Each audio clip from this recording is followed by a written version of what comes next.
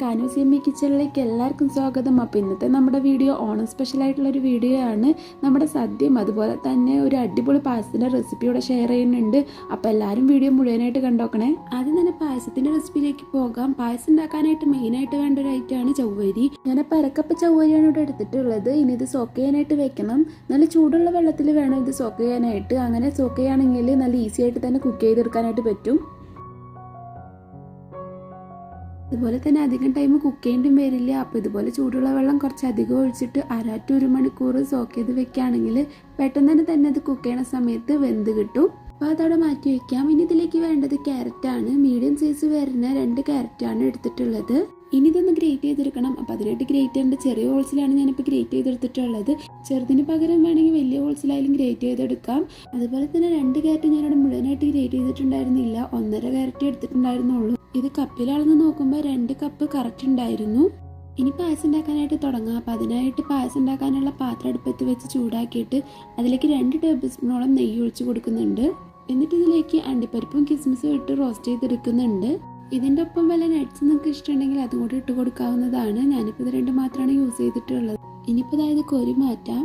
എന്നിട്ട് ആ സെയിം നെയ്യിലേക്ക് തന്നെ നേരത്തെ ഗ്രേറ്റ് ചെയ്ത് വെച്ചിട്ടുള്ള ക്യാരറ്റ് കൂടി ചേർത്ത് കൊടുക്കുന്നുണ്ട്.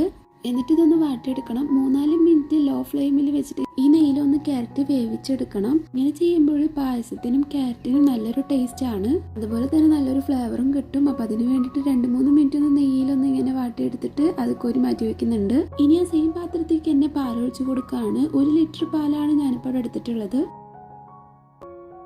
ഇനി ഈ പാല് ചെറുതായിട്ടൊന്ന് ചൂടാവണം. ഇത് നേരത്തെ സോക്ക് ചെയ്യാൻ വെച്ചിട്ടുണ്ടായിരുന്ന ചവ്വരി ആയിരുന്നു. 1 മണിക്കൂറോളം വെച്ചിട്ടുണ്ട്. അപ്പോഴേക്കും നന്നായിട്ട് കുതിർന്ന് വന്നിട്ടുണ്ട്. ഇതിൽ വെള്ളമൊക്കെ ഒന്ന് മാറ്റിയിട്ട് ഒന്നുകൂടി കഴുകിയിട്ട് ചവ്വരി ഇതിലേക്ക് ചേർത്ത് കൊടുക്കാം. വെള്ളം ഒഴിച്ച് വാർത്തളയുന്ന രീതിയിൽ വേണം ചവ്വരി കഴുകിയെടുക്കാനായിട്ട്. എന്നിട്ടാണ് ഇതിലേക്ക് ചേർത്ത് കൊടുക്കേണ്ടത്. അതുപോലെ തന്നെ പാലൊന്ന് ചെറുതായിട്ട് ചൂടായ സമയത്തും വേണം ചേർത്ത് കൊടുക്കാനായിട്ട്. ഇനിയിപ്പോൾ ഈ ചവ്വരി പാലിൽ കിടന്ന് നന്നായി ഒന്ന് വേവണം. 10 മിനിറ്റ് കൊണ്ട് തന്നെ വെന്ത് കിട്ടും. ചവ്വരി ഇട്ട് കഴിഞ്ഞാൽ കണ്ടിന്യൂസ് ആയിട്ട് ഇളക്കി കൊടുക്കണം, ഇല്ലെങ്കിൽ അടുക്കി പിടിക്കാനുള്ള ചാൻസ് ഉണ്ട്. അതുപോലെ തന്നെ ചവ്വരി വേവുന്ന സമയത്ത് ഇതുപോലെ മുകളിലായിട്ട് ഇങ്ങനെ പൊന്തി നിൽക്കും. അപ്പോൾ ചവ്വരി നല്ലതുപോലെ വെന്ത് കഴിഞ്ഞാൽ ഇതിലേക്ക് ഇതാ ക്യാരറ്റ് ഇട്ട് കൊടുക്കുന്നുണ്ട്. ക്യാരറ്റ് 2-3 മിനിറ്റ് ഒന്ന് തിളപ്പിച്ചാൽ മതി. ബാക്കി ഇതിൽ തരുന്ന കുക്കായി കിട്ടിക്കോളും.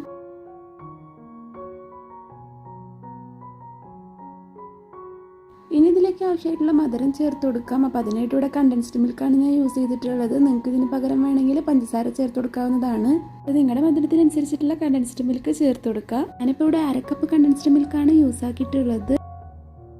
ഇനി ലാസ്റ്റായിട്ട് ഇതിലേക്ക് നേരത്തെ വറുത്ത് മാറ്റി വെച്ചിട്ടുള്ള അണ്ടിപ്പരിപ്പും കിസ്മിസോടും ചേർത്ത് കൊടുക്കുന്നുണ്ട്. എന്നിട്ട് എല്ലാം കൂടി ഒന്ന് മിക്സ് ആക്കിയിട്ട് തിളപ്പിച്ചെടുത്ത് കഴിഞ്ഞാൽ നമ്മുടെ അടിപൊളിയായിട്ടുള്ള പായസം ഇവിടെ റെഡി ആയിട്ടുണ്ട്.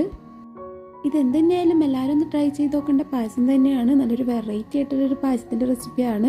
മസ്റ്റ് ട്രൈ ആണ്. അപ്പോൾ എല്ലാവർക്കും ഇതെന്തായാലും ഇഷ്ടപ്പെടും. കുട്ടികൾക്കായാലും മുതിർന്നവർക്കായാലും ഒക്കെ ഒരേപോലെ ഇഷ്ടപ്പെടുന്ന ഒരു റെസിപ്പി തന്നെയാണ്. അപ്പോൾ എല്ലാവരും ഇതൊന്ന് ട്രൈ ചെയ്ത് നോക്കണേ. ഇതായിരുന്നു നമ്മുടെ ഇപ്പം ഇന്നത്തെ സദ്യ. ഈ ഒരു പായസം മിക്സ് കൂടാതെ 2 പായസം കൂടി ഉണ്ടായിരുന്നു. അങ്ങനെ 3 പായസവും അത്യാവശ്യം കുറച്ച് കറികൾ അടങ്ങിയിട്ടുള്ളൊരു സദ്യ തന്നെയായിരുന്നു.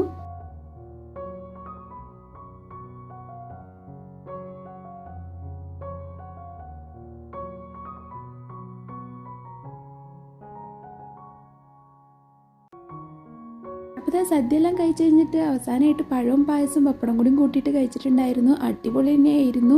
നോർമലി നമ്മൾ ഗ്ലാസ്സിലൊക്കെ പായസം ഒടിച്ച് കുടിക്കാനായിട്ട് കൂടുതൽ ടേസ്റ്റ് ഇങ്ങനെ കഴിച്ചിട്ടുണ്ടായിരുന്നു. അപ്പോൾ നമ്മുടെ സദ്യ ആയാലും പായസമായാലും എല്ലാവർക്കും ഒരുപോലെ തന്നെ ഇഷ്ടമായിട്ടുണ്ടായിരുന്നു. അപ്പോൾ നമ്മുടെ ഈ ഒരു വീഡിയോ എല്ലാവർക്കും ഇഷ്ടമായിട്ടുണ്ടാവുമെന്ന് വിചാരിക്കുന്നു. പായസത്തിൻ്റെ റെസിപ്പി എന്തായാലും ട്രൈ ചെയ്ത് നോക്കണം. അപ്പോൾ ഇൻഷാ അല്ലാഹ് നല്ലൊരു വീഡിയോ ആയിട്ട് വീണ്ടും കാണാം.